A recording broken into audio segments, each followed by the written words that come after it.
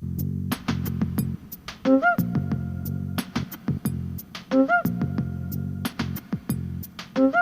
on business negotiating.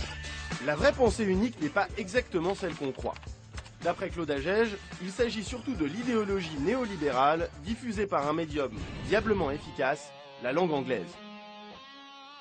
Illustration, je vous fais le pitch. Dans notre schedule quotidien, l'anglish occupe une place juste considérable. Regardez votre planning. Vous vous réveillez le matin avec le buzzer de votre réveil. Soignez votre look, une petite robe customisée qui vous donnera un bon style au travail. Vous dévorez vos cornflakes pour ne pas perdre le timing. Puis vous allez au bureau. Un bon job certes, mais un full-time job. Faut répondre à 36 mails, être toujours corporate dans l'open space et surtout rester cool parce que vous êtes overbooké et qu'il faudrait pas que ça vire au burn-out. Votre boss n'est pas le genre à vous le laisser passer. Jean, j'aimerais revenir sur notre drink d'hier soir. Mine de rien, derrière ces mots du quotidien, une idéologie est diffusée. Celle de la productivité et de la rentabilité. C'est ce que les Américains appellent le soft power, que nous traduirons mal par le pouvoir doux, puisqu'au fond, il est très brutal. La pensée unique, c'est d'abord l'acceptation par tous d'une langue globale, un formidable coup marketing. Ça se traduit comment déjà ? Merci. Alors, si vous nous rejoignez, sachez que vous regardez les grandes questions consacrées aux pensées autrement avec notamment François Fillon et Michel Onfray. Claude Agege. Alors vous publiez Contre la pensée unique, c'est un livre qui date déjà d'il y a quelques mois. C'est un livre absolument passionnant où vous nous expliquez que l'anglais, finalement, c'est quoi? C'est rien, c'est une langue véhiculaire, une langue de service, et qui est en train de détruire la pensée. Non, c'est pas vrai. Bien, si vous permettez, à partir du moment où on admet que combattre la pensée unique, c'est penser autrement, je voudrais proposer de penser d'une façon complètement différente, bien que complémentaire, certes, de tout ce qui vient d'être dit. Et je m'inspire pour le faire d'un événement historique récent.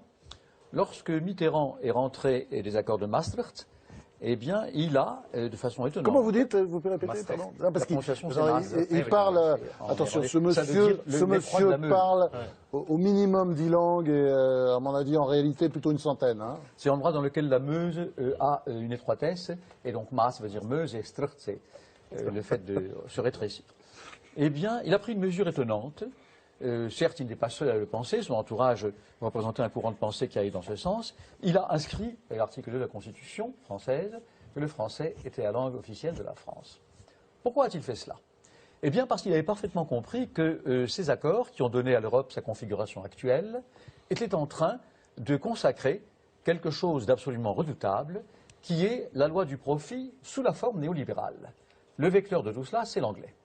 En d'autres termes, nous avons affaire ici... Donc quand on parle anglais, on parle néolibéral. Non, sérieusement, là, vous êtes atteint du syndrome d'Astérix, ce Claude Agege. Je ne dis pas qu'il n'y a pas toujours eu dans la société humaine un goût du profit, mais aujourd'hui nous sommes à une époque complètement paroxystique.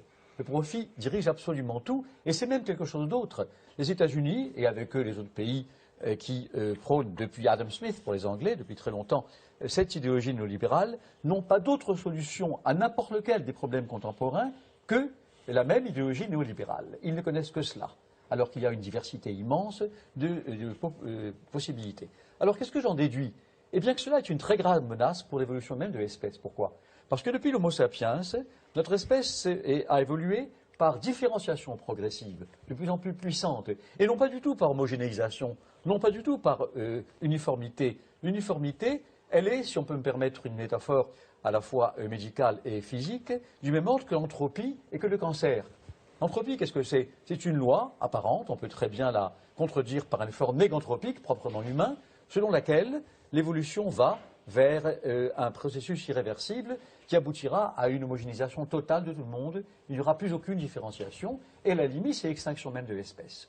Quant aux cellules cancéreuses, elles sont toutes identiques, elles se développent au détriment de l'immense diversification d'autres cellules, et elles les tuent. En d'autres termes, on insiste en ce moment, à travers l'idéologie néolibérale, qui a l'anglais pour vecteur d'expression, à une sorte d'involution, c'est-à-dire à un cul-de-sac évolutif. Non, mais alors, quand même, quand on lit ça, il y a quelque chose qui ne va pas. C'est que quand vous allez aux États-Unis, ça vous arrive certainement très souvent, vous voyez bien que l'anglais est attaqué. Alors là, il y a un autre virus, c'est l'espagnol. Il y a quand même une grande partie. Bon. Et puis ensuite, la Chine avec sa population massive, c'est elle peut-être qui dans quelques années va imposer le chinois ou le mandarin. Cette histoire de langue, c'est un peu énorme, non? Alors, je veux dire que Michel Serres a quand même écrit dans la dépêche quelque chose qui va dans l'autre sens, il y a quelques jours, disant il y a aujourd'hui plus de mots anglais dans les rues françaises qu'il n'y avait de mots allemands sous l'occupation. C'est vrai. Non, mais c'est pas ça le débat. Le débat, c'est que qu'est-ce qui est en train de s'imposer? C'est pas l'anglais, c'est l'anglais d'aéroport. C'est-à-dire une langue extrêmement appauvrie. Véhiculaire, il appelle ça. Oui, qui sert langue vraiment de service, qui sert de... Malheureusement, donnez-moi un sandwich. J'aimerais que vous ayez raison, j'ai peur que ce ne soit complètement vrai. Je veux dire pourquoi. Tout à l'heure, vous l'avez évoqué. Il y a deux notions, elles sont un petit peu techniques, mais elles ne sont pas seulement linguistiques, langue vernaculaire et langue véhiculaire. Langue vernaculaire, c'est la langue d'une population culture, qui donne son identité. Ouais. La langue véhiculaire, c'est une langue qui, évidemment, passe au-delà des populations et qui sert de moyen de communication. Or, si on fait appel à un événement historique, comment est-ce que le Gaulois, qui n'a pu laisser que 80 à 100 mots sur plus de 40 000 en français, est mort quasiment complètement? Comment l'Ibère, comment le Thrace, comment le Celte, toute une série de langues qui préexistaient à l'invasion romaine sont mortes devant le latin? Eh bien, par le fait que la langue véhiculaire qu'était le latin dans la Gaule cisalpine est devenue, en entrant dans l'intimité des foyers, en ne se contentant pas d'être des plaques dans les grandes villas, qui étaient les ancêtres de l'autoroute, elle est devenue la langue qui permet la communication entre les gens. Ce danger de l'anglais, certes langue véhiculaire actuellement, de se substituer en les supplantant aux langues vernaculaires, est un danger sérieux.